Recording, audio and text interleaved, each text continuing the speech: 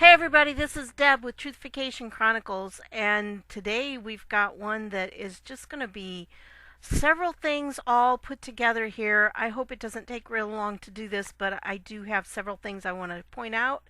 And the first one has to do with Scalia and Merrick Garland. This is from a spreadsheet that had the Obama White House visitor logs. And notice that Merrick Garland had an appointment on 2/12.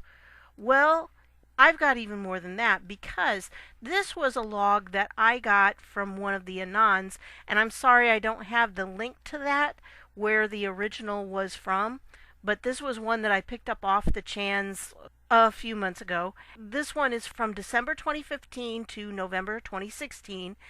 And on February 5th, an appointment was made for Merrick Garland to come to the White House, which he did on 2/12, February 12th. Very interesting, right? Now, for those who don't know, or who don't remember, Merrick Garland was Obama's choice to fill the seat of Scalia. Well, is it unusual then that he would come and visit? Remember, the date that the appointment was made was 2/5, February 5th. The date of the appointment was February 12th. Now, let's go back here and look. Merrick Garland and other potential Supreme Court nominees meet at White House the week before Antonin Scalia 187 was killed. 187 is that. Note, Obama White House reserved the right to scrub White House visitor log if it included interviewees for a Supreme Court seat. Now, where do we get that? Well, if you go to this article, which was put out by The Hill on April 11th, by the way, my birthday, a lot of things have been happening on April 11th the last few years. Kind of interesting. But that came out on that day, and if you go all the way to the bottom of this, whoops, sorry, way too far. Look at what it says. The Obama White House reserved the right to scrub certain specific visits, including entries that would be of concern to national interest, visits from personal guests of the president and vice president, and visits that do not involve any official or political business. In addition, it argued it could withhold records on small groups deemed particularly sensitive, such as interviewees for a Supreme Court seat, though the White House pledged to retroactively release those records once they are no longer sensitive. How do you like that? Specifically says Supreme Court seat. And this comes from the FOIA lawsuit from the Center for Public Integrity, and I'll link to that. This was actually a lawsuit that started April 13th, 2011 is when they were really working at it, and then this article was updated on 2014. And so I'll put this down below so you can read about it. And it's very interesting that this also states similar things about how some people were included and others were not. And it was, if this is transparency, who needs it? That's basically what was happening. That they were just not coming out, and they actually took them to court. So, very interesting article there on that. Then we go to the actual White House site. Now, like I said, I can't give you where I got the original spreadsheet, but down here you can download these spreadsheets from different years. It just doesn't include the 2015 and 2016 ones. I'm not really sure why. I will put a link down below for my Read the Writer website, and you should be able to download this from it. But as I'm looking at it, it really is kind of interesting that it doesn't have any headers. I don't remember where I got it. I've had it for a long time, like I said, a few months. I know I got it from 8chan, but I don't remember what the source was for it, and I didn't mark that, which I've gotten better at, but at the time I wasn't. But that wasn't the only time he was there, but that was the earliest, and the date is significant. Let's go back to the Anon, because the date is significant. And why is it significant? Well, doesn't want the evidence to show they interviewed 12 Supreme Court nominees 1 week before Scalia's murder. A group of 12 people made a White House appointment on February 5th 2016, which I just showed you, for a meeting that occurred on February 12th. All our high-ranking officials in our judiciary, law fags can confirm, remember the law fags, that's what they call the anons that are interested in the law, but I believe the majority could be considered as nominees for Associate Justice of Supreme Court, namely Merrick Garland. Justice Antonin Scalia passed away on February 13th. So, you tell me, why was Obama interviewing people that could be for Supreme Court justices the day before Antonin Scalia passed away? And that, coupled with everything else that went with Scalia's death, we really have to know that this was something they planned. They needed to take him out so they could get one more liberal on there. They were planning on stacking the entire court. So I've got those for you. Like I said, I'll put those down below so you can look at them. And then I've got this one that I wanted to show you because this was a tweet that Trump put out today. Nancy, I am still thinking about the State of the Union speech. There are so many options, including doing it as per your written offer made during the shutdown, security is no problem, and my written acceptance. While a contract is a contract, I'll get back to you soon. Notice he says, my written acceptance. So when she sent the original letter about him going to speak at Congress for the State of the Union address, he gave a written acceptance. Why is that important? Well, this minor law fag here says he's right about the contract. If she made the offer and he accepted in writing, doesn't have to be in writing, but writing is always more provable, then he can sue for specific performance.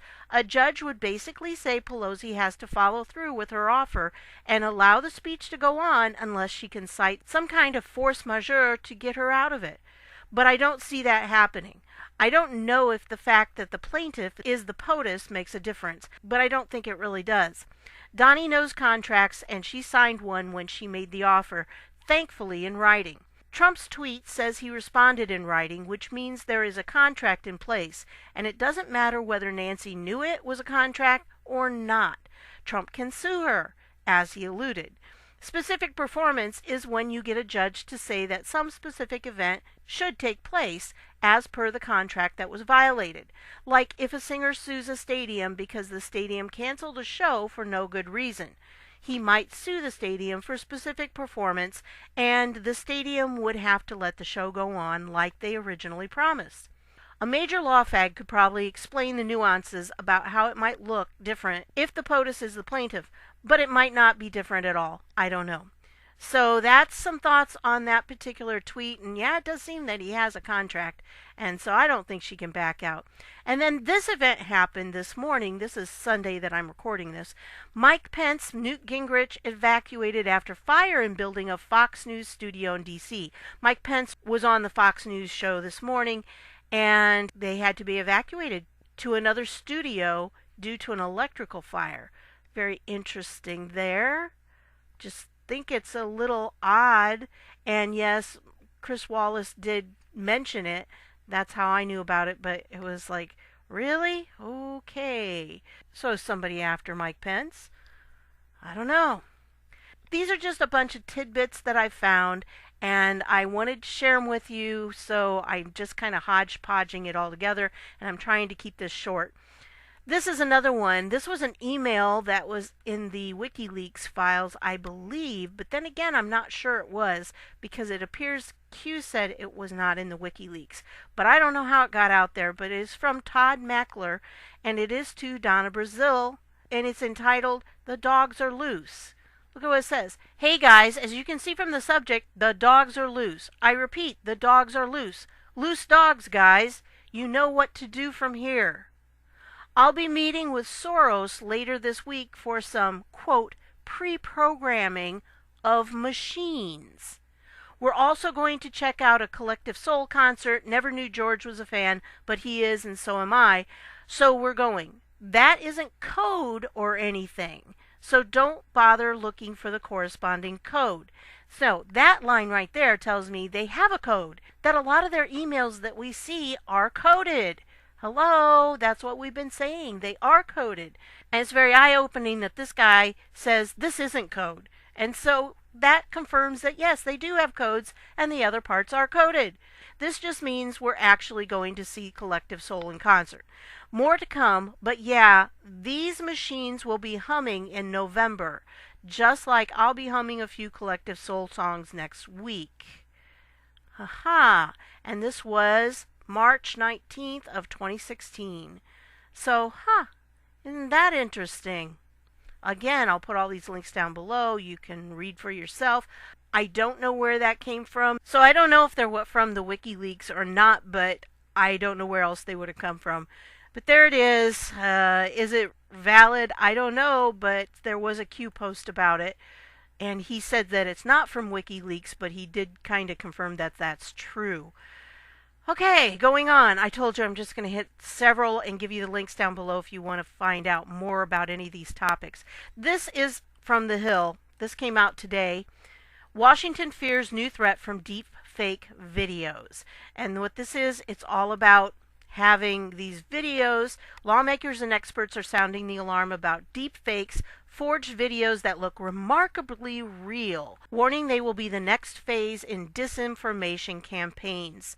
The manipulated videos make it difficult to distinguish between fact and fiction as artificial intelligence technology produces fake content that looks increasingly real. Well, is that trying to get us prepared for the release of the contents of the file folder on Anthony Weiner's laptop that was entitled Life Insurance and has video evidence of many politicians in our government in very compromising and illegal activities, and including one that's especially bad for Hillary. So, are they trying to get ahead of that? I don't know, but maybe that's a sign that, hey, it's coming soon. That's going to be happening. So when those are released, people will say, see, they're fake. They're deep fake videos. So they'll try to dismiss it that way. But I don't think they're going to be able to. I really don't. For those who don't know, Anthony Weiner's laptop contained a file folder called Life Insurance.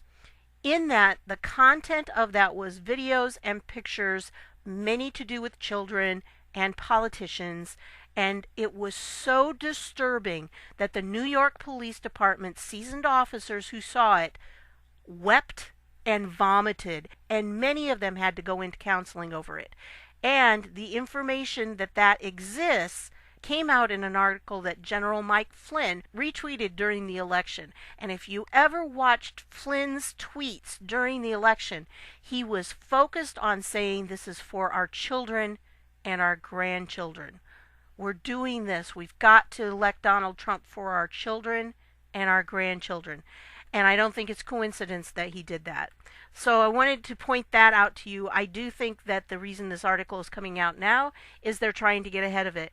It's kind of an interesting article to read because it does talk about the fallout from such scenarios would be disastrous. And they're trying to say, well, you know, America's enemies could do this. Well, what would happen? America's enemies could make our leaders say whatever they want or whatever, make things look the way they want them to. But I think the real reason behind this is because they're trying to get out ahead of that. The deep state knows those videos are out there, and they're trying desperately to mitigate what's going to happen when they come out. Try to decrease the impact if they possibly can. Okay, another thing I wanted to show you was this tweet from Donna Brazile. And I think probably a lot of you have heard about it. It's been going around. But I wanted you to see it for sure because, again, I have several people who don't have Twitter accounts and don't go to Twitter regularly. Although you can see tweets, if you take the links that I put down below, you can go to this tweet and see it. And I have it set so when I bring up Twitter, it actually goes to Donald Trump's page so I can see his tweets first before I even log in. You don't have to have an account. But let's look at this. See, she says, hashtag Madam Speaker today, hashtag President Pelosi shortly thereafter. And Martin Luther King weekend is underway. Is something going on? There's a lot of rumors that Pelosi was trying to get out of Dodge before the blow up happened, that there was something planned to take out both Trump and Pence. this weekend, and that she was trying to be out of town when it happened so she would be third in line and she'd step into the presidency. So is that what Donna was talking about? I don't know. I think it's a really strange, very, very odd tweet. And I'm not sure what explanation could make it not be about some kind of attempt at a coup. So just one more thing. I got this. I'll put this link down below. This is Secret Service type code words. There's lots of them. You can go down and read them and see what they all are for. There's a whole ton of them. Like Air Force One, Angel, Air Force One, also Cowpuncher. So they've got more than one on that. It's just interesting to go through and see some of these names. You gotta wonder. And look at all the different names they have down here, all the different people, not just Americans, but Prince Charles, he's on there too. And, you can go through and read that. I just thought it was very interesting. You are going to need to know that Evergreen was Hillary Clinton and that Renegade is Obama. That's their Secret Service names. So you can look at that. I just thought it was something interesting I'd toss in here. So there you go. I hope there was something in this that you can find that was interesting to you. The links are all down below in the description. Remember, there's a little arrow or something that you can click on, and it will pop up the description, and it has all the links down there that you can click on, and you can see the information for yourself. So I want to thank you for stopping by, and I'll see y'all later.